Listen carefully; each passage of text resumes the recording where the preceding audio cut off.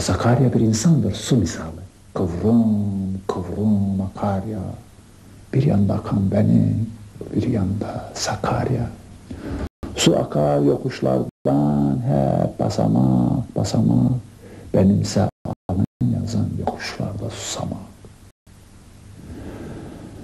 Her şey akır. Tarih, insan ve fikir oluklar cift. Birinden nur akar, öbüründen kir. Fakat Sakarya başka. Yokuş mu çıkıyor ne? Kurşundan bir yüş binmiş köpükten gövdesine çırpılır, yırtılıyor yokuşu sökmek için. Eyvah Sakarya'm kim demiş suya vurulmaz perçin. Rabbim isterse sular büklüm büklüm vurulur. Sırtına Sakarya'nın düz tane vurulur. Laf sonu böyle. Bana kefendir yatak.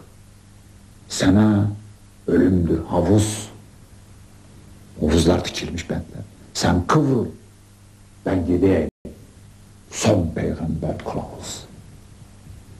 Yolunun, meslekinin, gelse hep Ankara'ya, yüzüste çok süründün.